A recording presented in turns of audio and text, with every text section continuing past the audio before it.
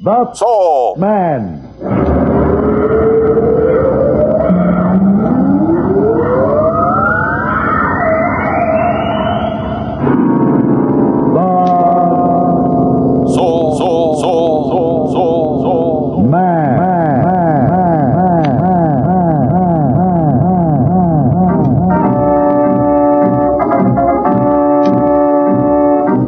This is the fascinating story of ML, the Soul Man, troubleshooter for the League of Planets organization, the law enforcement body for peace and justice in the celestial world, whose headquarters and center of operations are situated on the capital of all the planets, Drew's basement. From Mercury to Pluto, wherever danger threatens the universe, you will find ML, the Soul Man fighting for fair play.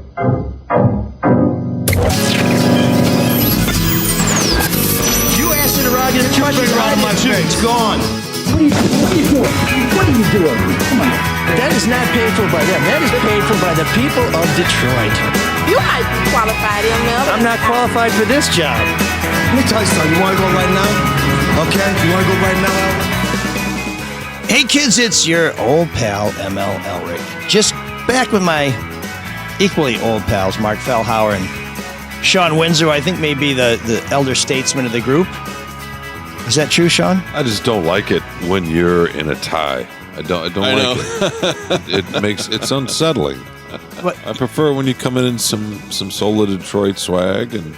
Well, I'm later on this afternoon. I will be representing the Free Press, and I like to dress like a professional. When Jim Schaefer and I used to knock on your doors, own time, not here. That's all I'm saying. I'm always working. I know, but why be dressed up now?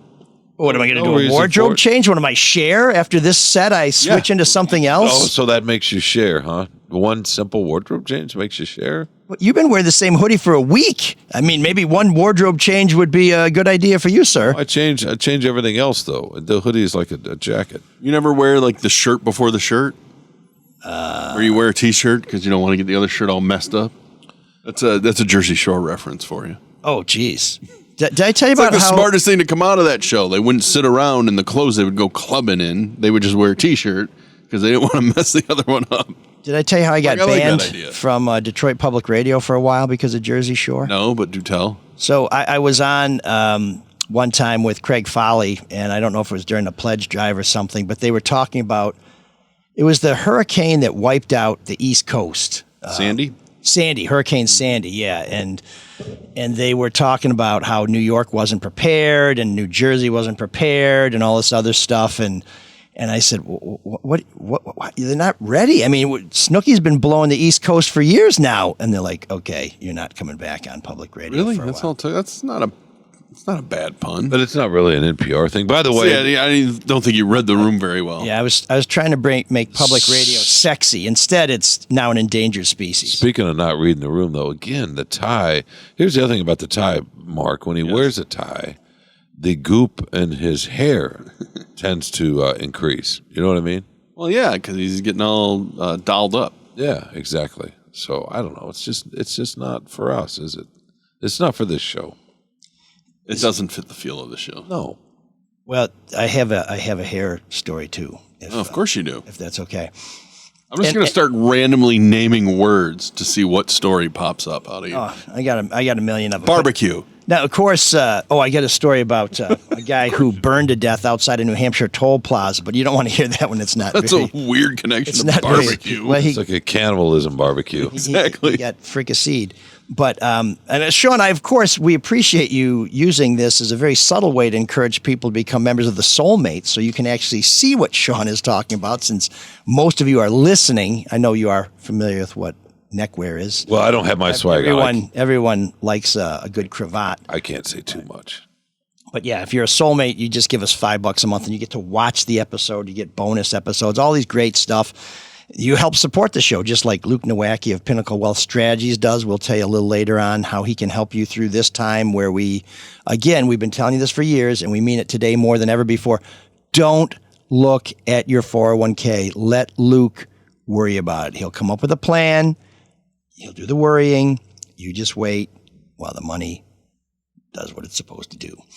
And then also the Caju Cafe. If you're bummed out about what's going on, there may be, I hope those tariffs are not going to affect mussels coming into the Caju Cafe.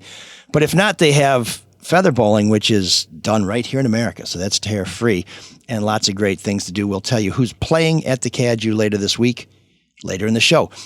So there is the top prosecutor for Kim Worthy, the Wayne County prosecutor, is a woman named Lisa Lindsay. She is a tremendous lawyer, a very aggressive prosecutor.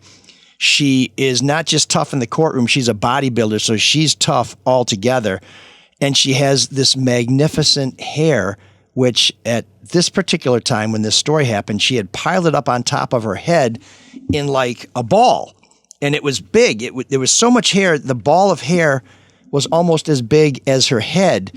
And a defense attorney was arguing to the judge and telling the jury, you know, why the prosecutor was not being exactly factual. And he says to the judge and jury, he's like, Counselor Lindsay is like Pinocchio, except when she lies, instead of her nose getting bigger, her hair gets bigger. Ooh. And first of all, the judge didn't like that. And second of all, to those of you guys who may be listening to us outside of Michigan or a more, let's say you're in a more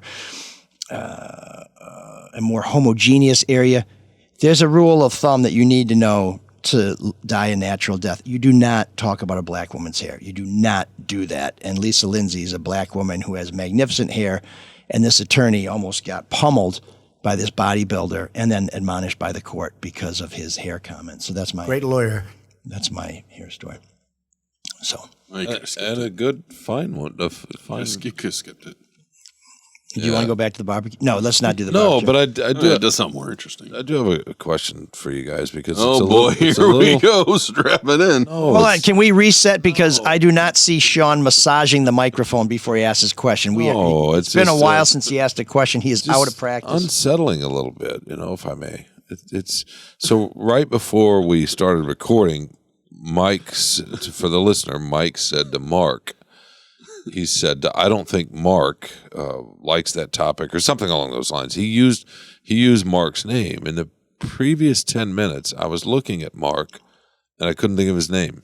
What? Are you okay? And you really are the elder statesman.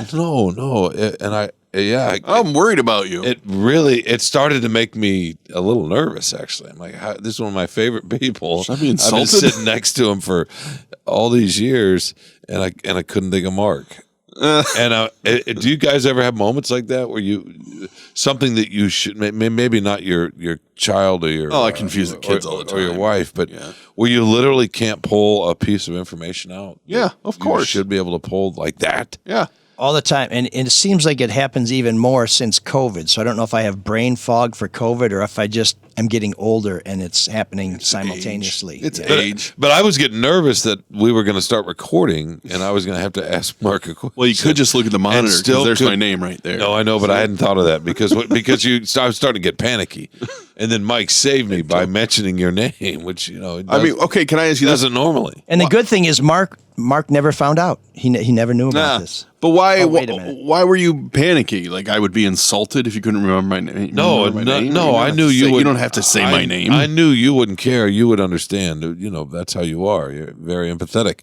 It was more about what is wrong with my brain. That's what's making me panicky. That's early late nights watching basketball. Looking at Mark, he kind of resembles the sheriff from Stranger Things.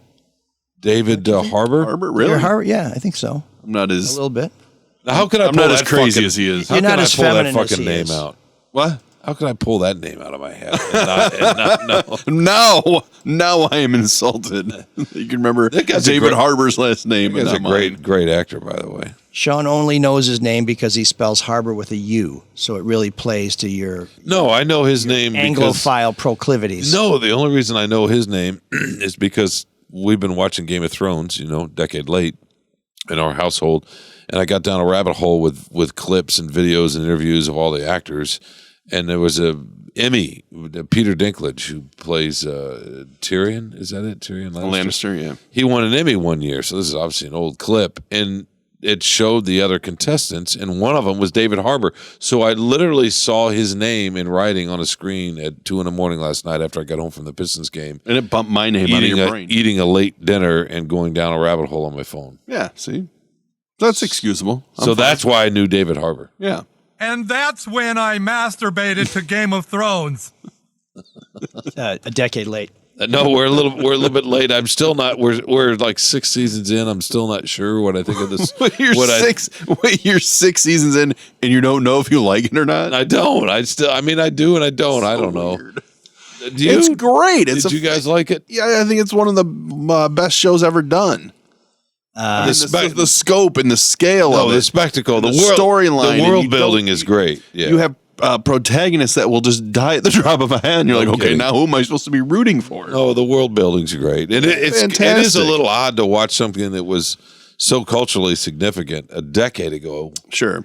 And you feel like you're kind of late to the party, and then you realize it because you want people to talk to about it. It wasn't just the show, right? I mean, the show itself and the weekly appointment viewing or whatever. It was all the interviews and so many of these people became stars. And I came across a video last night of Jon Snow doing a dinner party with Seth Meyers. My God. And now that makes sense, right? That is way better than going to bed and getting rest. And it's going down this rabbit hole on your phone. No, but after the Pistons game, and it was a great little sketch. But I had a really good friend fuss at me about a year ago, and when I told her I hadn't seen the show, and she said, it's not just the show you're missing out on. It when you don't watch a show like that, then you learn you don't have part of the currency of pop culture and language that you can share. That is getting so. It's just diminishing over time, though, because you don't have the appointment viewing anymore. I mean, there's not a show that people will all watch, right? No. There's a show out there right now that a lot of people are enjoying called The Pit, which I think is a little bit nostalgic in a way because of who stars in it. Yeah, Noah Wiley. Yeah, exactly. But I don't. Could you remember that name? Only because I've been watching The Pit. Okay. Yeah. But it's not Game of Thrones level, right? Or Sopranos level, or even The Wire. Or Lion King was probably the last one that everybody watched during COVID, right? Everyone rallied around Lion King and talked Mustafa? about The Sopranos was the number one stream Tiger show. Tiger King. Thank I was you. going to say, Sorry. wait a minute. Do you remember that? Tiger The King. Sopranos was the number one stream show during COVID. It became popular with a whole new generation. I know Friends did too, and they say people go back to what's comfortable. That's why they did so well. I don't know. But they're really, shows like, every once in a while, like right now, I would say Adolescence is getting a lot of buzz here and there. Is that good? But hardly, it's really fucking good. But it's not a show a lot of people are going to watch. How many people are going to really watch that? A couple million? It's not like Shetland, Mike's show. Exactly. Nobody watches that. It's got a viewership of 2. A cultural. And I canceled BritBox, so now we're down to 1. Just Sean. Why'd you cancel BritBox? Because I'm cheap. Yeah, but it brings you pleasure. And I'm all for you having a little fun. You know what I mean? There's so very little evidence of that in our interactions. But the show that I really liked, and it took me a while to warm up to it, was Foundation on Apple TV. And it's a science fiction show. The first season is tough to get through. The second season is great. There's some fantastic characters, even when the plots sort of sag. But now I think it's been 3 years between the second season and the third season. And when it comes out, I'm wondering, is anybody going to care? I mean, when they have these irregular seasons, and I think Larry David kind of really got this going with Curb Your Enthusiasm. Mm-hmm. I don't know how you maintain interest after so much time when there's so many other shows to get interested in. It's just one of these things where I feel like they had me and then they lost me. And in theory, this show could go for 8 seasons. The showrunners got it plotted out for 8 seasons, but he said, but I could probably wrap up all the storylines in 4 or 5. I'm like, well, can we get to season 3 then? How about that? Why don't we do that? Kind of like Severance, because they were really, I think they were delayed by a year because of the writers' That strike. was a pretty popular show the first season, wasn't it? A lot of people talked about that. Yeah, and I was thinking thinking Walken in that too. Yes, Walken. I'll wait for Christopher and Adam Scott. I love Adam Scott. I really like the show. I think season 1 is way better than season 2, but the finale season 2 is pretty good. Anyway, the other show that is getting a lot of buzz right now is White Lotus, but that's because it's not really a real series. They're all like mini series. But I like the rich people dying, but other than that, all I hear is my family talk about over, and I can't stand Jennifer Coolidge. She's not in the third season. But they elevated what was wrong with Jennifer? They elevated her to a point where now she's on every commercial in the world. Oh, that's why you don't like her. Yeah, but that show, it's not just this season. That show had buzz each of its first 2 seasons. Yeah. It's really well done. I was looking at listening to an interview the other night with an NBA coach, and they lost, and he said, hey, it's okay. I'm going to go home and watch the season finale of White Lotus. He said, I'm just being honest. But what about the fans? I don't know how many people are watching White Lotus, but there are references to it all over the place. Yeah. So I guess there are still That's some probably our fuzzy shows, but it closest. doesn't really hit the level of, say, a Seinfeld finale or a MASH finale because there's just too many choices. Well, no. Or even a Game of Thrones finale. Yeah, don't talk about the Seinfeld. We don't want to ruin it for Sean. Was He's that still catching up? Was the Game of Thrones finale? It was big, yeah. Yeah, a dragon Couple kills million, somebody, and some really dirty people had sex. That's every episode. Sorry. I mean, speaking of dragons, that's part of the reason my family and I didn't want to watch it. It's just, I was like, it's a little silly. Interested in dragons. But it's a minor part of it. It is. And I didn't know that, but because every time you saw a reference to it, there was a dragon. Now you can watch the House of Dragons.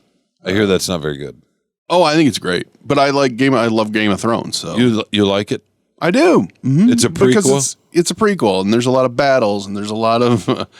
it's that same thing where you're like, I'm rooting for this person, but boy, are they terrible, and then they die. And like, okay, I guess I'm glad I'm not. It's just that you don't know who is really good. Any crossover at all, like a young Charles Dance, a young Tywin? It's the rise of the Targaryens. Oh, so it's not. Oh, yeah. I know those guys.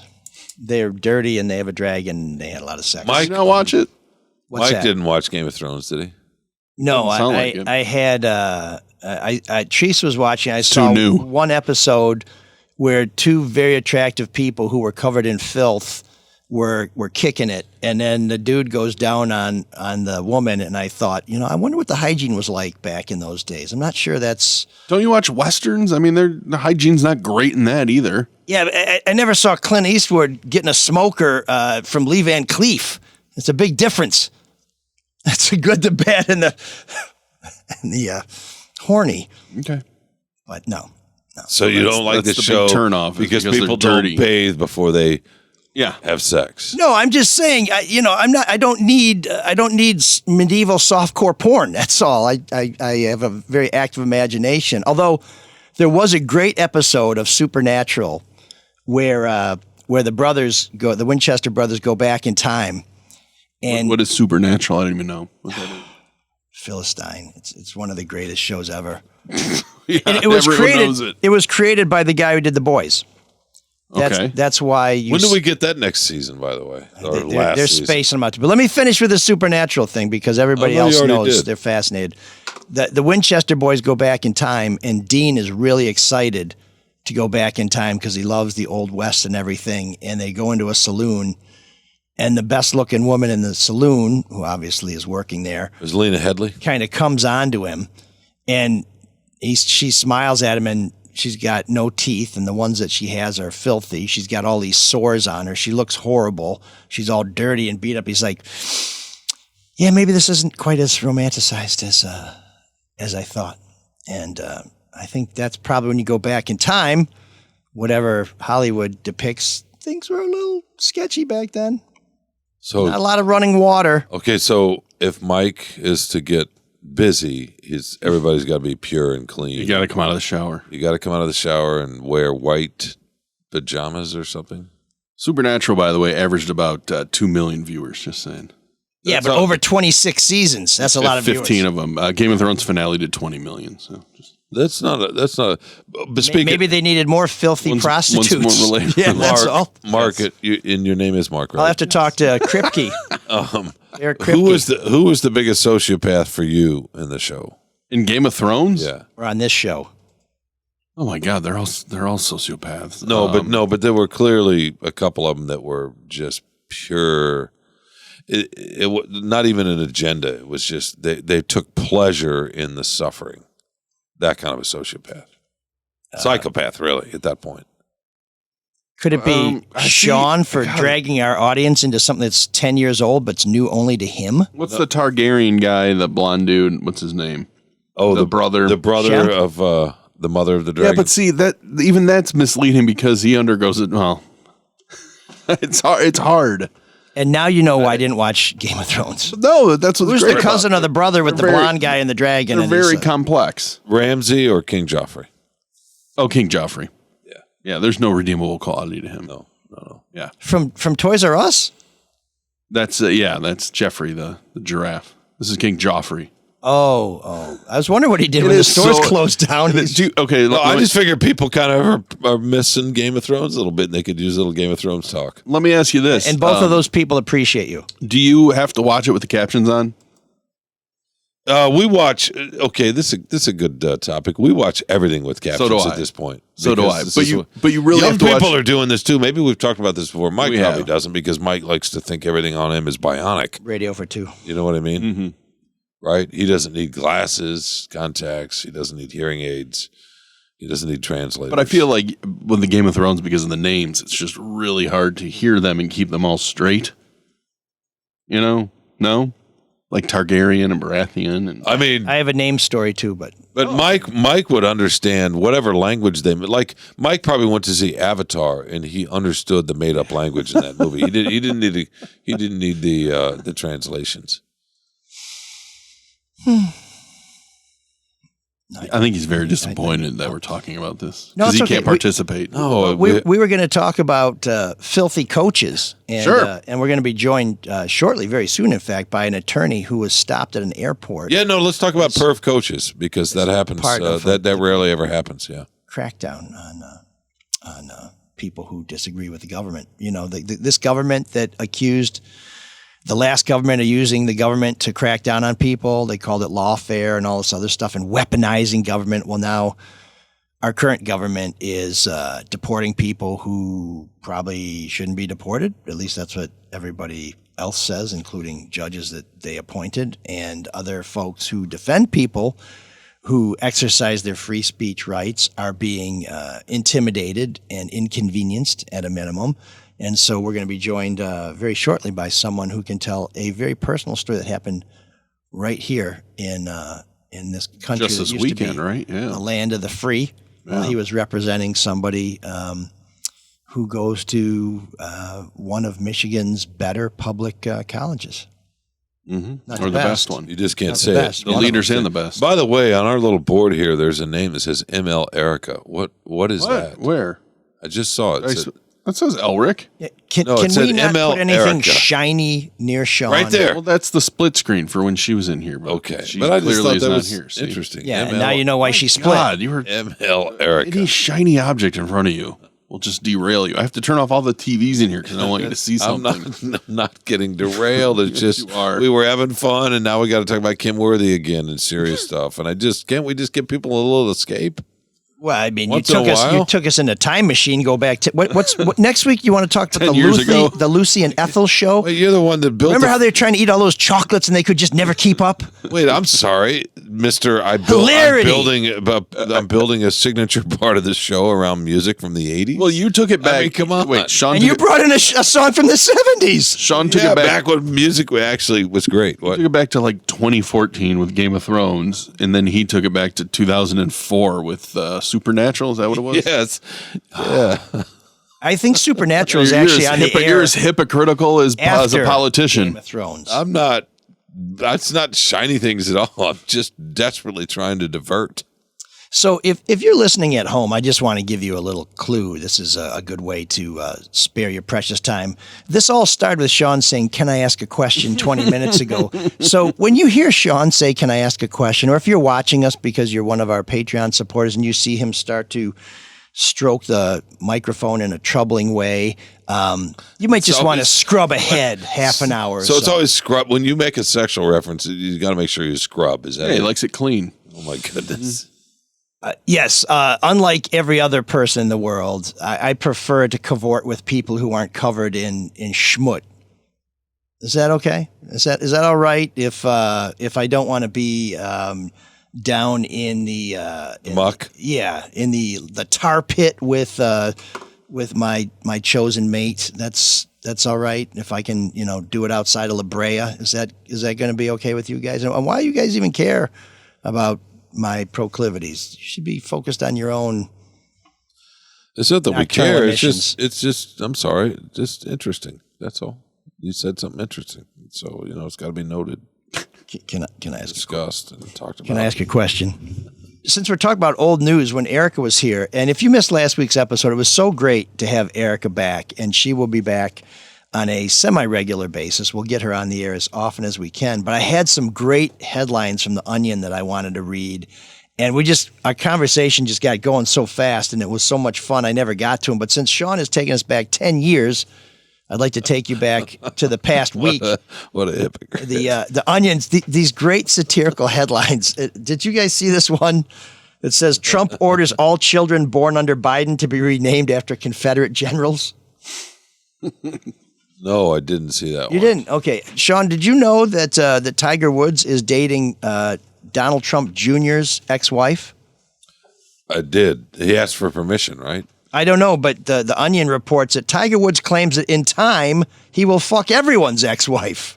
So he's just working his way around. My guy's You're not amused with this, Mark. Why? They're humorous. You're not amused. That's funny you said. I was watching. There was some comedy thing I was watching on TV, and my 11-year-old was there, and she goes, and she could hear the crowd laugh. She goes, "Why is that funny?" And I explained to her. She goes, "Well, why didn't you laugh?" And I said, "Because it wasn't funny enough."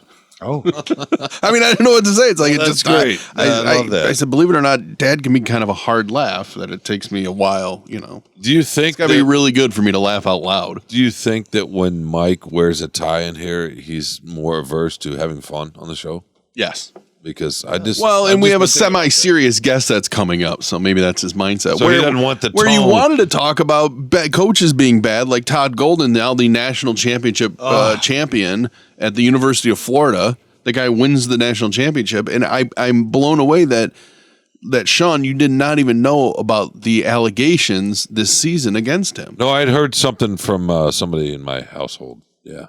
But isn't that I find that amazing? trusted news source. But I'm kind of A basketball coach.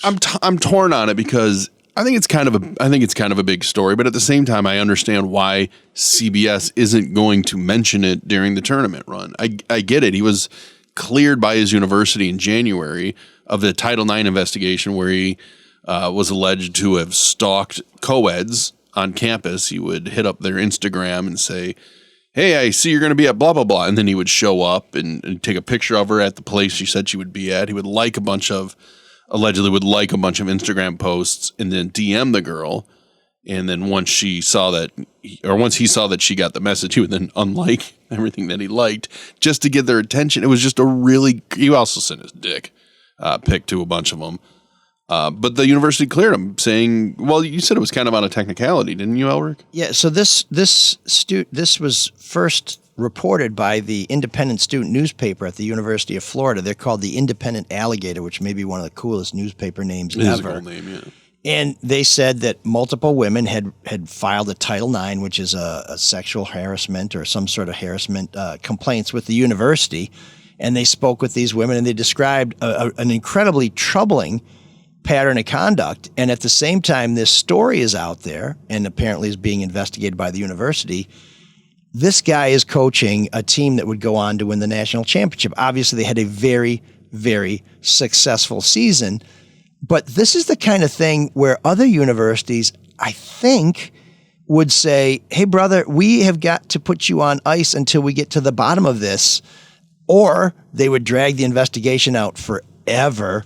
But this guy was under a very serious cloud, and the university took no action whatsoever to restrict his activities, which to me, when you're in a position of power on a campus with a lot of young women, I would, to me, it sends the wrong message to not just your student body, but to the public that you could have a guy where there's some credible allegations made and you do nothing to try and restrict his access. I mean, anybody who goes to those games, you look behind the bench, there are tons of attractive young women behind there. They did nothing about this. And I did see CBS Sports on their website had something about it, but this never gets mentioned. And this is the kind of thing. Should it? Absolutely. During the game? Absolutely. I mean, it can be one of those things where Do you mention, let's say, Kelvin Sampson's recruiting violations at Indiana? Yeah, do you mention those? and at Oklahoma? Yeah, I would mention Bill Self every minute of the 10 years he was on investigation. I mean, do you remember the big debate where the networks tried to figure out how they were going to talk about murder? Ray, the linebacker, when he was... Oh, Ray Lewis. Ray Lewis, when it was the final game, the Super Bowl for the Ravens, like, oh, we got to talk about this, and he was cleared, and they're like, well, we would be remiss if we didn't talk about this. I thought that was fairly responsible, but here's some things that I think would be journalistically and of interest to viewers and people who just love basketball and don't care if their coach is a devil or an angel. One, where do you have all this time to be going to bars and looking at co-eds when you should be looking at film and coaching and talking to recruits and doing all those things? Two, is a distraction for your team. How do they keep winning when there's a major question about whether their coach is a complete scumbag? I mean, it's been reported. It's in the public domain. Well, that's easy. It has to be some kind of That's easy distraction. He's not a scumbag to them, right? He still shows up for practice and does what they need him to do. Now there's a hugely important story, and I'm glad you came upon that, Mark, is what kind of example is this guy potentially setting for the young men in his program when he is under suspicion for doing this? Is he telling them don't do this? What does he say to them about that? Does he say, so I like me some young girls. Maybe you guys do too. It's cool. Yeah. These are all things that are newsworthy that I didn't see reported anywhere and I didn't hear mentioned anywhere. And I just think that's once again TV distorting our sports, our values, and our cultures because it is not as profitable. Well, once again, when you look at who the audience is, do you think the audience wants to hear that? I mean, they're not a news organization, right? They're putting on an entertainment program. You know what? Once a year, you're going to risk annoying half the people. Well, not half, but the majority of people that are rooting for Florida, right? Yeah, but where else are they going to go? This is the one time you can say if you want to watch college basketball, you only have one option. No, I know, but my point is to what end? Yes, it's newsworthy. They're not a news agency. It's an entertainment show. So now you're going to say something that might. I'm just throwing it out there. Sure, that might be why. I appreciate that. These are good questions, and these are the kind of things that could be discussed when this topic comes up. But so first of all, when I go to the doctor once a year, I don't want to hear that he's going to check my prostate, but it's a good thing he does. Okay. And when everybody's talking about, this amazing young coach and what a leader of men and these buildings, it's like people deserve to know, it might not be, the golden boy might not be as golden. Now, he's been cleared by the university in what seems to be quite a technical way. We can't prove that it was with the university, blah, blah, blah, blah, blah. I still have questions. Even though I bet he was driving the university car and the at least 10 times he drove to where the woman said she was going to be on Instagram, which once again, wouldn't the Gainesville police be interested in? Oh, you mean the ultimate catch and the Ann Arbor police of Florida? Yeah, no, I don't think so. Here's the other thing, and I know that I am an old fogey on this kind of stuff, but I would not be proud to have a University of Florida degree if we had a coach that might have done these things and we celebrate him. I would not want my daughter to go to the University of Florida if I knew there was a major, perhaps the highest paid employee of the University of Florida who could be a predator or at least is a creep. And then there's another thing which is kind of irrelevant to all this. He ain't a horrible looking guy. He makes a shitload of money. You can't meet a woman on your own, pal? I mean, have you heard of Tinder? He's married with kids, right? So there's another issue. Yeah. What are you doing? You have a wife and kids who probably don't see you very often when you're going out trying to meet co-eds somewhere. This kind of stuff is outrageous to me. And I just want to know, when we're talking about American values and how important it is that we do things right and that we get back to blah, blah. Why isn't anybody talking about this? Why doesn't anybody care about this? Well, it's easy. He won. Right? I bet you if you ask the majority of the Florida fan base is like, we're national champions. And this allegedly happened to about 20 women. I wouldn't be surprised if some of those women were like, yeah, we won. Right? Well, and didn't think what he did was that bad. And so is that does that come down to that's what our American values are? Win at all costs, however, and with whomever. And by the way, are these women going to sue the university? Is this going to be a problem for the university at some point? You know, I don't know. Well, if they did their investigation and that's a tough hill to climb, which I love too, that Coach Golden was also threatening to sue these women for defamation. It's like, okay, maybe he'll follow through on it. I can't imagine how much money a co-ed would have. So again, regardless of the outcome of this, there's obviously some very interesting elements of this story that I think deserve to be a part of. And if you don't want Jim to, hello, friends. Have you seen me on Instagram yet? Oh, now I'm selling out with some athletes so I can make a little money from Capital One. We're all good pals, blah, blah, blah, blah, blah. Well, at least his team lost last night. But if he's not going to, is he a Houston guy? He's a Houston graduate. He was pretty much in the stands for every game. Oh, well, there you go. So if you're not going to talk, how about the news division doing something? Doing like, this is CBS Nightly News. You're going to watch later on today about this, but we need to talk a little bit about the coach because there's a controversy in Gainesville that's playing out while the team is playing for a championship. Maybe, but he was cleared back in January. Is it still newsworthy just because they're playing for the championship that he was cleared? But when did the season start? Before January, right? There was a story earlier. Yeah, it starts in October. This was a top team in the country. They've been ripping it up from the beginning. I think that's where you hit the nail on the head because outside of the Alligator, I think the USA Today and ESPN, there was very, very little reporting about what he did. And then when he was cleared, there was even less reporting. Well, and I read The Athletic on a regular basis, which is an outstanding all-sports publication. The number of Todd Golden headlines I remember seeing, just about zero. And I'm not saying it should dominate the coverage, but when you write 10 stories about this amazing team and how great they are, maybe you got time to slip one in that says, hey, there's an issue there.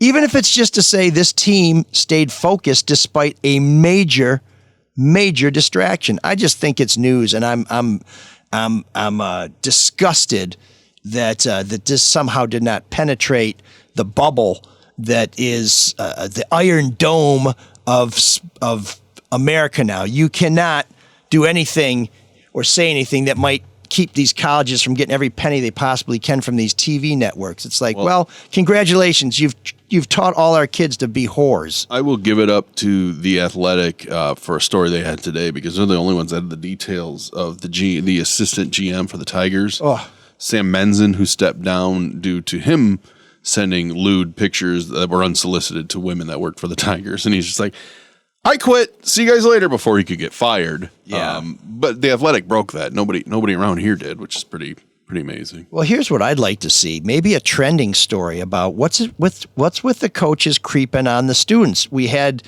was it Petrino who had the volleyball player riding on the back of his motorcycle? Yeah, Bobby Petrino.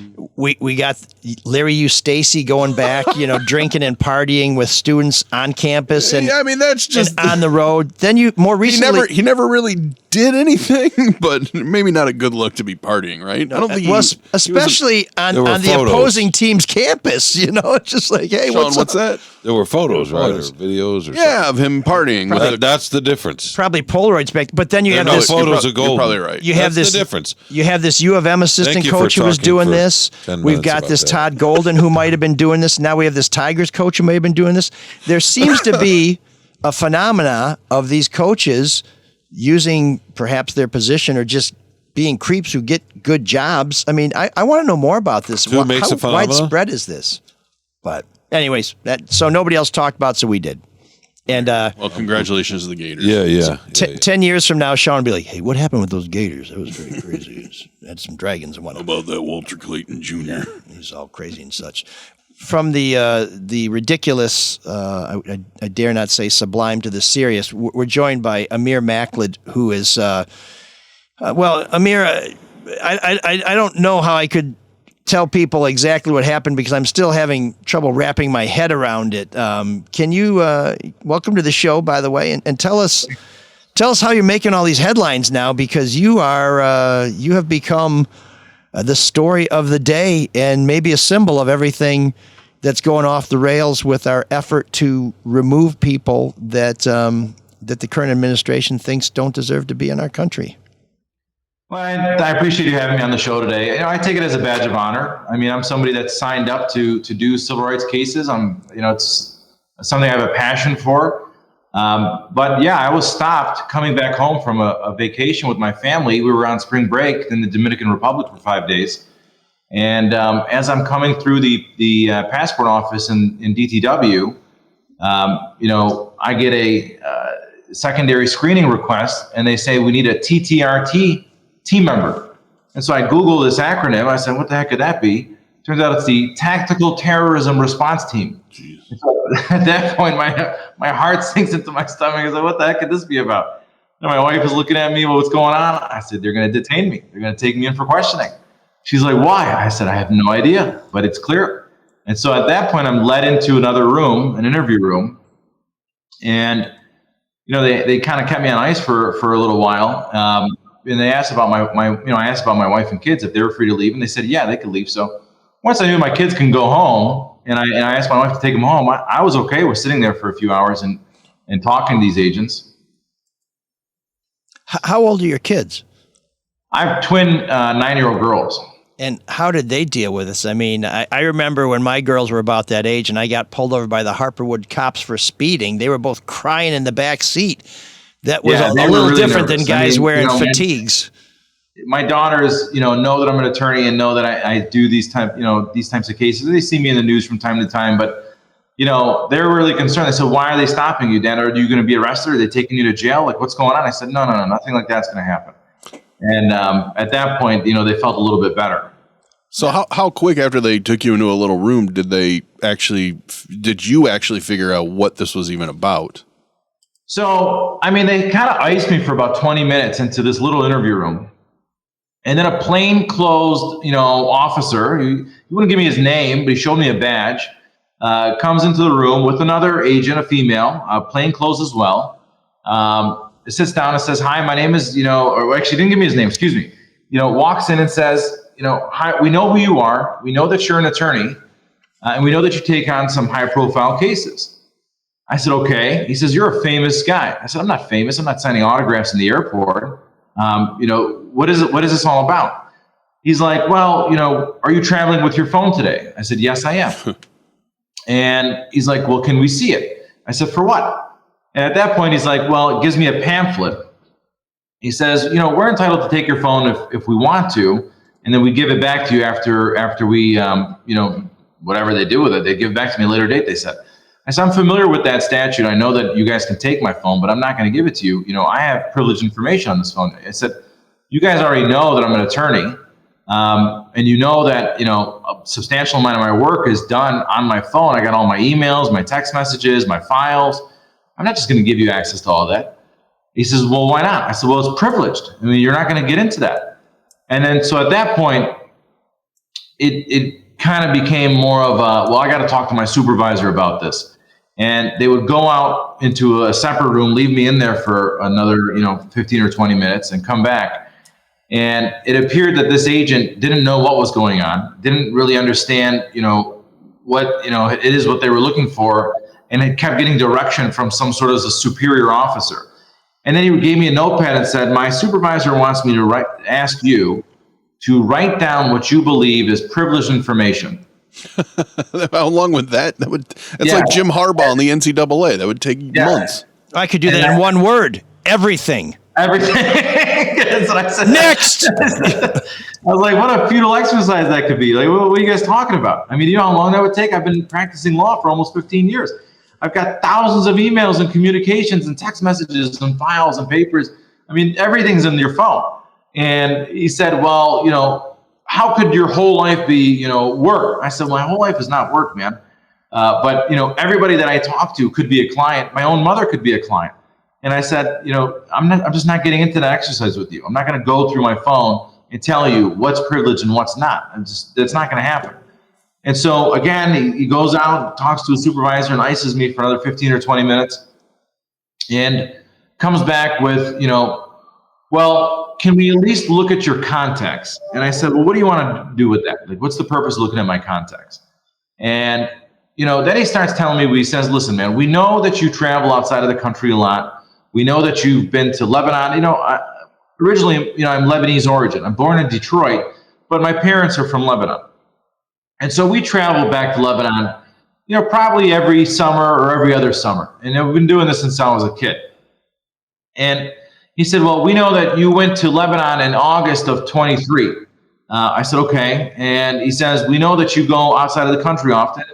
I've been blessed and lucky enough to do some traveling to Europe and other parts of the world. And so to me, there's nothing wrong with traveling internationally if you have the ability to do so. And I said, okay, well, what's the purpose? And then asked me these questions. He said, we want to look at your contacts and we want to know who it is that you're talking to. I said, listen, man, I'm not going to give you any more information. You could see my contacts, but I'm not going to tell you who they are, what they are, why I talk to them. I'm not answering questions about that. And he said, fine. Do you agree to let us at least look at your contacts? I said, if this is going to get me, the ability to go home and you're not going to take my device, sure. Because I didn't want them to take my phone. I knew they could take my phone if they wanted it. And I need my phone. I got to work. I got work tomorrow. So I said, okay. So I showed them my contacts. And I don't know that they dumped it or put it on some sort of device, but they took it outside of the room for, it wasn't too long, maybe about 7 or 8 minutes. And they came back and then they started asking me questions about individuals in my contact list. And I said, I already went through this with you guys. I'm not telling you anything about individuals. They were asking me about specific names. And I said, look, anybody that's in my contact list is either a friend, acquaintance, former client or current client or family member. And that's it. That's all you're getting out of this. And again, they kept pressing it. Well, who's this person? How do you know this person? Now, let me stop you there. When those names that they were popping up, because, the high profile person you're representing right now is Samantha Lewis, the U of M student, which ironically or maybe otherwise was being charged, I think, by Dana Nessel, if that's not correct, not the Trump administration. Dana Nessel's office is bringing this case on, which, we're all wondering why, and we've had she's probably the most progressive attorney general that Michigan's had in forever. Well, aside from that, I'm wondering, with being detained at the airport, because I didn't know that, you had traveled to Lebanon, and it reminded me of Dr. Alawi or something, I think from Brown. Yes. She was a physician that was coming into, I think, Boston. Yeah, and she was detained because they had attended a funeral for a Hezbollah leader while in Lebanon. Were they looking... Do you think they were looking for pictures, and the names they were asking about, were they like Arabic names or were they names like Samantha Lewis? So they were asking about individuals who were of Lebanese origin. Yes. I don't know that the folks that they were asking were living in Lebanon or not. So I don't want to get too much into detail about who it is they were asking about. But some of those names were Lebanese origin folks. Interesting. But how did they know that you would know anything about them until they looked at your phone? I mean, it's the travel to Lebanon and back, I suppose. Yeah, but there's a lot of people who travel to Lebanon. Now, if you're not watching us, if you're not one of our Patreon supporters, I'll just tell you that Amir does not look like he comes from Dublin, okay? I've got a short beard and, I've got olive skin and,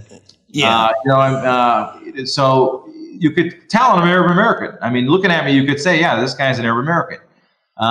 And so, but should every Arab American be detained and asked to show the contact? I mean, on my phone, I have over 3,000 contacts. If you want to look at them, we're going to be here all damn night. And by the way, you can't. Humble brag there. Well, most of them are. Shawn. You're so famous. You have that many contacts. Yeah. Go ahead, Amir. Forgive him, Amir. Let's not lose focus here. Forgive him, Amir. No, we want to see Amir smile a little bit. Exactly. Amir, do you think some of this was done to try and intimidate you, or are you known to be a friend or an associate of people who are on some sort of watch list? So do you know Larry Bin Laden or something? And like, oh, okay, here we go. I do federal criminal defense work. I have represented individuals who have been on no-fly lists in the past. I have been involved in cases where we were challenging no-fly list work, and so it's the nature of the work that I do. We are civil rights and criminal defense attorneys. So yes, I mean I know that they know that I do this type of work, and I'd be associated with individuals that are on watch lists because I represent individuals on watch lists. So, there's no doubt that they had that information. It's not as if those cases weren't, in federal court and something that a federal agent would be able to see and know about.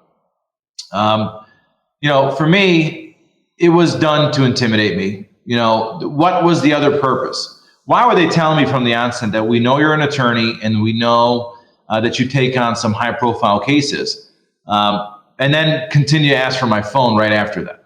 I think it was done to harass me. It was done to intimidate me, and it was done to see how far they can go with me if I would just hand them my device or not. Maybe some other attorney would just say, okay, I don't want to deal with the problem.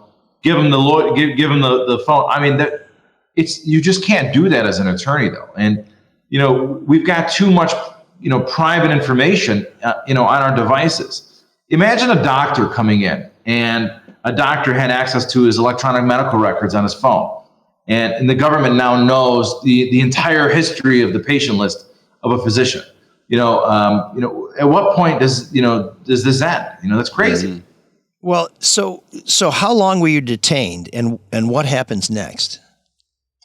I think I was there about almost 2 hours. I was leaving, and I was the last person leaving. They actually had the gates down at DTW closed as I was walking out, and the agent kind of walked me out. I said, all right, do I need to anticipate being stopped every time I'm coming through international travel now? He said, I've got a box to check. I don't know what that meant, but, I said, okay. And he's like, I'm going to write a report about, what happened. And that should satisfy, what it is that we need, but I can't guarantee it. And so, at that point, I said to myself, man, next time I travel, I'm taking a device that has no data on it. Yeah. Yeah, or the Greyhound. It almost sounds like the people on the ground didn't even know why they were stopping you, just that your name was on a list and they needed to get info. Right, and then this agent came in who seemed pretty well versed in who I was and what I did. Well, if you want to know more about Amir's story, Teresa Baldus wrote about it in the Free Press. You can see the whole thing. Amir is going to be doing some national TV and national media hits later today, so we appreciate you making some time for us and sharing this. And if you're out there thinking that this couldn't happen here, this couldn't happen to me, I want to refer you to an incident that I had early this year where I was trying to get a visa to go to a wedding in India. Oh yeah, and they declined my visa because I'm a reporter. And as much as Amir is a good-looking olive-skinned man, I'm a horrible-looking pink man. I got the same treatment from the Indian government, and I'd like to suggest that the Indian government is not the most enlightened government in the world. When our government starts acting like some of these other governments, you should be concerned, folks, because until we see an indictment with Amir's name on it, we're going to assume the people he's dealing with are his clients, and you might be his client someday. And when the government starts squeezing lawyers' shoes like they're doing in Washington, there may be lawyers who don't want to take your case because they're worried about being stopped and separated from their family or their income or their livelihood being disrupted. Civil liberties apply to everybody, and we should be very concerned when people are pulling us out of line. This is the kind of shit that happens in the third world.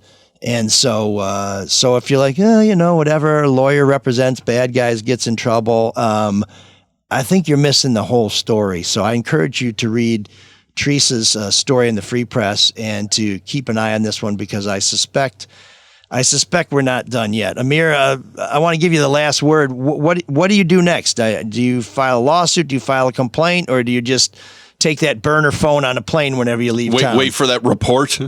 Yeah, I don't know who sees this report or where it's published, and I don't know that I'm going to be filing any federal lawsuit for them holding me up, because what happens next is they're going to claim, well, we have governmental immunity, because we're just doing our job and we're asking, questions about national security concerns. So they always hide behind that governmental immunity nonsense that also I think needs to be addressed and changed, because it's just a way for them to violate your rights and then throw a stone and hide their hand. To me, government's got to stop this nonsense.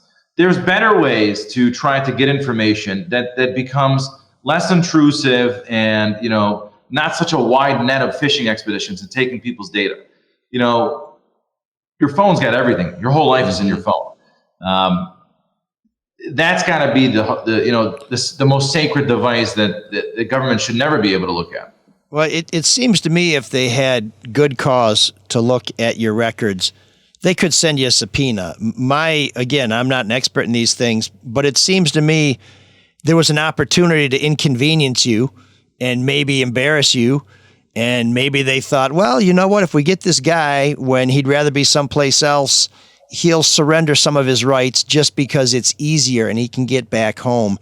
That's not the way this is supposed to work, folks. Our government, our Constitution is predicated on your liberty and your freedom are sacred, and it takes a lot to deprive you of those.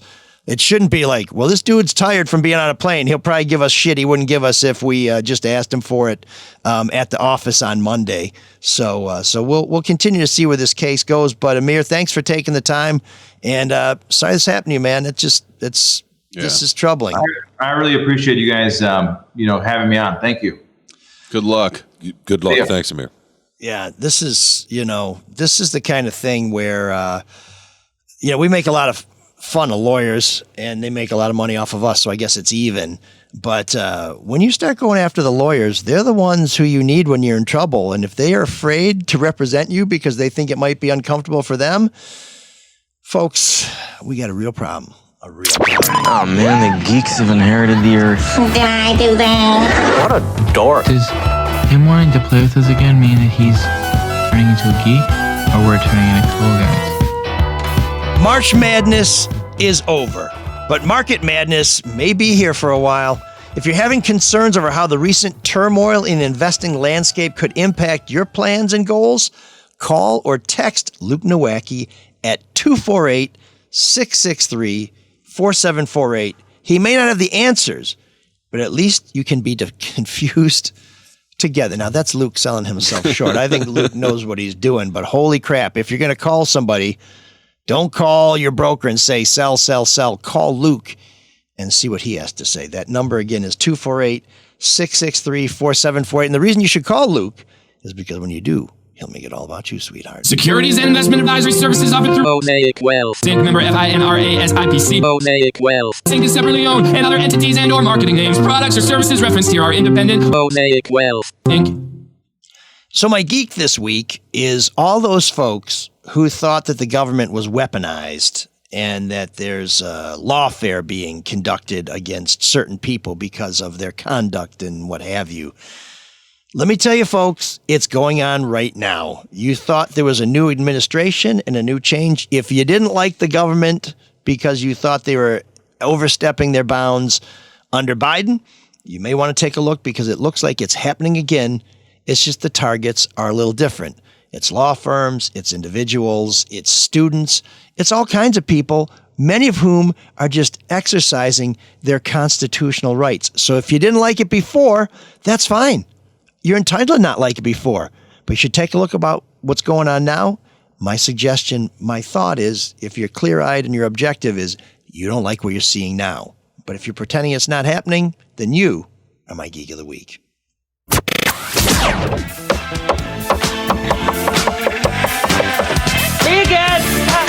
If there's an all-night party in room 7609,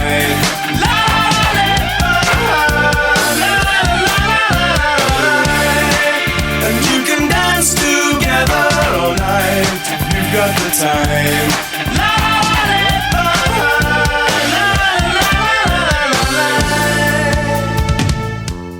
It's always interesting to hear Shawn complain about how outdated the music in room 7609 is while he's talking about a show that hasn't been on the air for 10 years. That's ironic, I guess. But this week I said, hey, you know what, guys, if you got a song for room 7609, I sure would appreciate it because I got nothing. And some of the ones I'm going to suggest you're not going to like. So Shawn, because room 7609 focuses on music that's too old, came up with a song by the Average White Band, which I think was not popular before. And you said there's a story. There's a story. There's a story too. There's a story. You're going to share the story after? Can you tease the story? After, no, just a little bit of conversation. And by the way, I've never, ever complained that Room 7609 is outdated. Can we?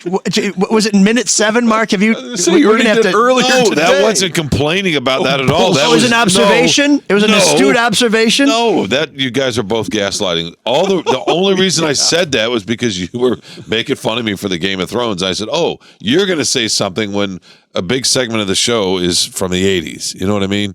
That's the only, I don't care that the new wave is from the 80s. I care that it's new wave.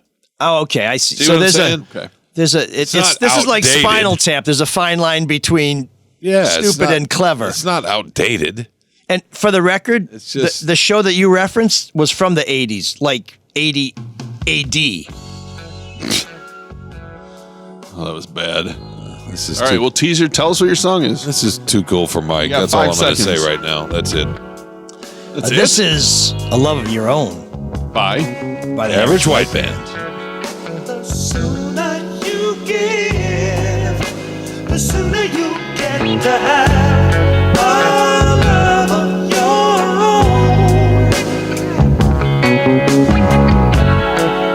The longer it takes, the better you come to know a love of your own. Don't you be afraid to give your heart. Never know till you try it. Don't deny it to yourself. Don't you be afraid. Walk right on in.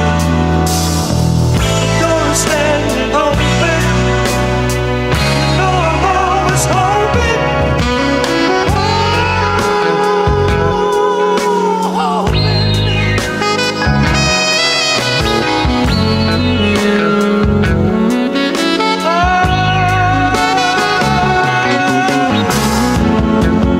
The sooner you give, the sooner you get to have a love of your own.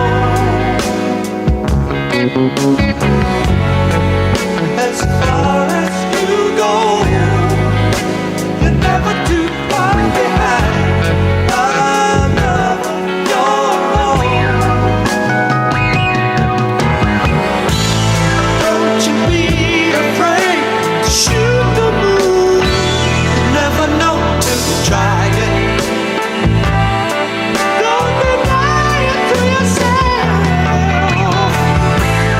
Don't you be afraid to change your tune. The offer's always open. You know I'm always hoping. You know I'm always hoping for a love of my own to shelter me from the cold. A love of my own. A love of my own. The traffic will always pay. A love of my own. Yes, it will. A love of my own. You're never too far behind. A love of your own. You never know.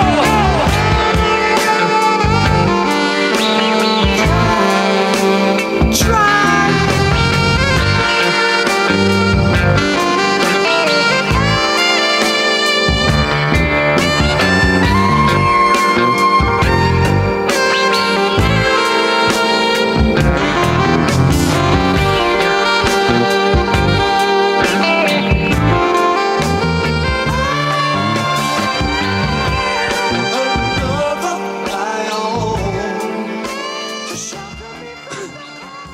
Are you in a sexy mood now? Sean? Well, that is the Average White Band. This was a hit for them, but not one of their. Here I am massaging the microphone. I It's know, the, why the it's the song's gone song. It's gross. just the song.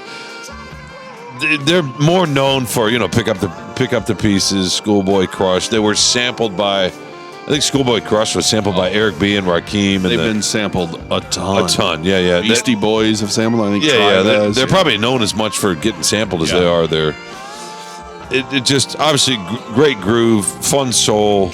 It's a play with an average white band. Of course, not everybody in the band was white. But the reason that I suggested this song, as you pot that down, so... I know, Elrish had a real shit-eating grin on, so I'm sure he's got a great joke queued up for you. Go ahead, finish yours. Yeah, go ahead, Mike. The moment has passed. No, go ahead. No bullshit. You got to do it now. You've been smiling for a long time. You'll do it at the end of the show, and it won't mean as much. Go ahead. This is seduction music, and I just think the other story Shawn is telling us without saying it is this also captures part of his life. Is when the seduction music starts, he finishes early too. I mean, this song's got like another 2 minutes, and Shawn's already like, "You want a beer? Can I get you something from the kitchen, honey?" No. She's still waiting for the rhythm section to kick in. No, I just their music just makes me smile. Obviously, it transports you like it does for a lot of people with a lot of different kind of music. The reason I suggested to a van with shag carpet. I hadn't heard this song in a long time. You hear their other hits in our culture and various points out and about, or on your phone, or on a thread, social media, pop up, on whatever. A gramophone, some kind of on meme, a Victrola, that's a TikTok. That's that's where 8-track. somebody's dancing to it, whatever. But not this song, not "A Love of Your Own." And I had not heard this. Long. I had not heard this song in years and years and years. And the reason I heard it yesterday, and I was in a market that was really noisy, and I could barely hear it, and I thought, wait a second, what is that? They must want us to leave. What is that? It was a butcher and seafood and produce and all this. And over as Mike would say, cacophony. Cacophony. I like cacophony. Cacophony. Yeah. Or cacophony, as you would say. Epitome. Yeah. Over hyperbole. Over the din. How about that, Michael? Cyrus, are you okay? Yeah, that's all. Just put you to sleep. This was on halfway through that statement. No. Cyrus put this on a mixtape for somebody. No. That's how old it is. I just hadn't heard this in so long, and I could just barely hear it a little bit over all the noise, and so I looked up. I could tell it was coming from up, so I kind of worked my way to where I eventually found a speaker. Is it time for Cyrus? Pulled my phone out and thought, oh yeah, I've got Shazam. Yeah. Mm-hmm. And figured it out because I couldn't remember that it was the Average White Band, and that sort of bugged me. But anyway, I was able to immediately pull it up and see, and then I listened to it, and so I listened to it on the drive this morning. And when Mike reached out for songs, I had that, and I just listened to that song. So what amazes me though is that when we were younger, if you heard a song you hadn't heard in forever, and you weren't quite, you couldn't recall the name of the band or the name of the song, that was it. You had to hope that maybe you heard it a couple of years later. Remember how sometimes you called the radio station and the engineer would tell you what it was. Occasionally, but sometimes you'd even hear something on the radio. Yeah, you'd hear at the end, and they didn't. That's why you're supposed to back sell. And you kept waiting for the DJ to tell you what the song was, and it would never come. And that was it. And then a little piece of your life was gone forever, and you'd never hear it again. I feel that way right now. Thanks to this ridiculous technology. Yeah, you can do it. It's great. Wow, that had what I really like in a story. No, but there's no story. It's just the idea. Don't talk over Homer. Not yet, Homer. Keep waiting, brother. Yeah, there's no story. Let the fools have their tartar sauce. I could share this great song with you all today because where does this story go? We don't get lost anymore. That's whoa, I didn't ask for your life story. No, we don't want a life story. Just some cool music every once in a while. Glad like to bring it. It's informative. Let me. Glad to bring it. I want to ask you this though. Glad to bring some actual music. ML, you seemed appalled that he started talking and ended the song halfway through. When you listen to music in the car, 2/3 of the way through, thank you. That's okay. When you listen to music in the car, be it either on the radio, which fractions of your friend, huh? Never mind.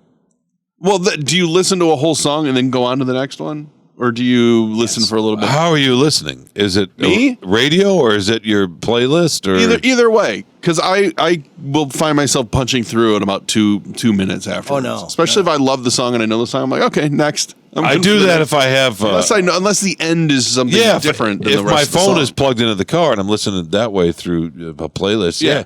Then you just want a little bit of some of your favorites because get it up to the hook, and then maybe you're a little more. tired, or maybe you're a little down, or maybe you're feeling good. Whatever. I've noticed with Elric's song, when you bring songs in, you let the thing end until it is dead silent. You don't even talk over an outro of a song. It's not really his thing. A sense of story. No, when I was a kid, I had one of those Panasonic deck recorders. Yeah. That you had a little handle that slid out of the bottom of it, and I would hold it up to the radio and record my favorite songs. And I didn't realize until we had Rob Walchek in here several years ago that that DJs are supposed to talk until the lyrics start. You know, you guys say it hitting the post.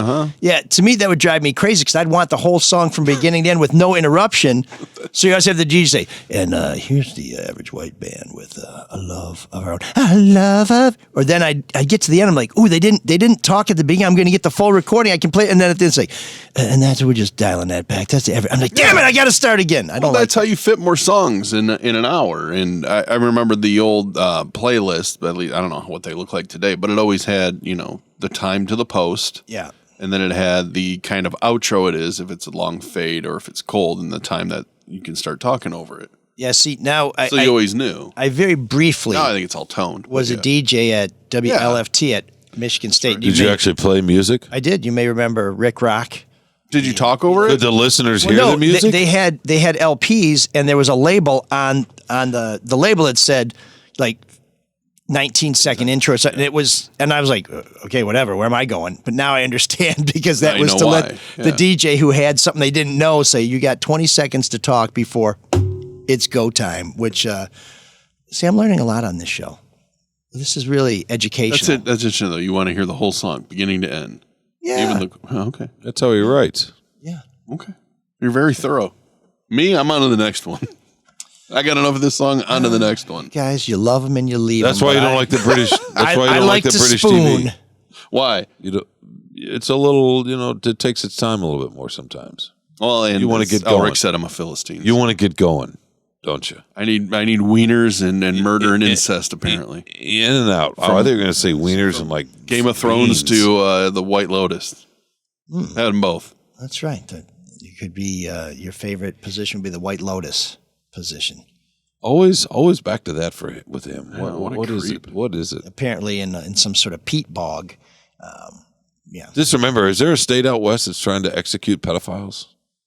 Wait, what? Well, now here's a non sequitur. Where are we going with this? I'm afraid to ask. Nowhere. Okay. No, well, you just said creep, and I thought, okay, our society's not going to tolerate creeps anymore, so we need to make sure he's not a creep. By killing me? No. Just So by confused. steering him away from That statement was so bringing confusing. every conversation back to that. him. Yeah. Oh, dear. We want to steer him away from that. I was just trying to get back to your Game of Thrones vibe so I could have a love of our own. Oh, muddy sex? Is that what you want? No, that's what I don't want. That's precisely my point. Although I do have to say that I'm still feel stirrings when I think of Anne Margaret in Tommy when she is she's writhing covered in beans or whatever? in beans and chocolate, which again, better than mud, but still kind of weird. Anne Margaret. Okay, let me focus. If you have a great story, perhaps a story of your own, and you're average or extraordinary, you could be white, you could be whatever, we would love it if you would send it to us at mlsoulofdetroit@gmail.com. Again, the story doesn't matter as much, the song doesn't matter as much as the story, but we'll take what you got, and we love it when you help guide the show, because obviously when we're left to our own devices, not good.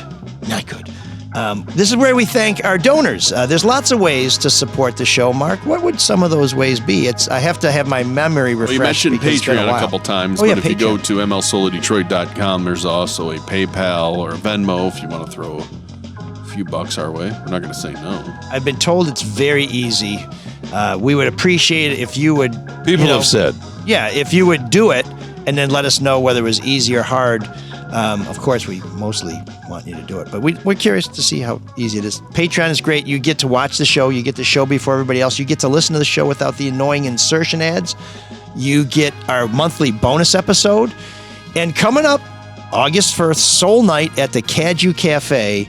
you are going to get to hang out with us, and we're going to have some premium opportunities for members of the Soulmates.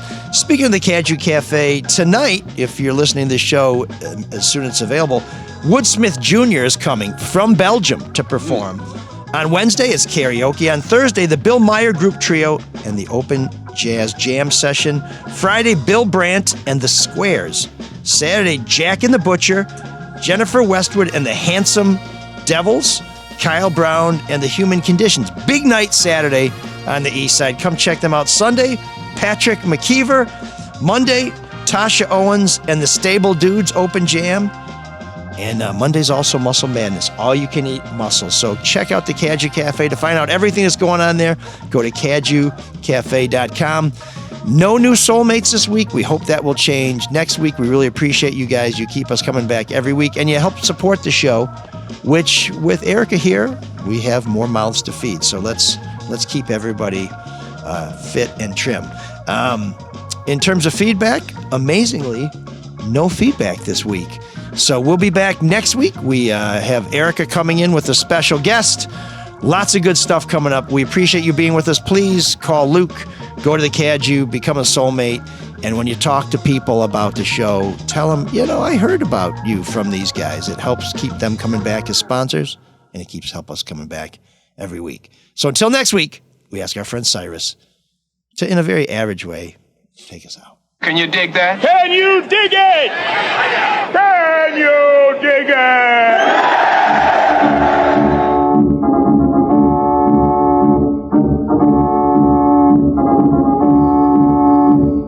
Tune in again for more transcribed thrills and adventures. Rocket millions of light years into space with ML, the Soul Man. Soul Man.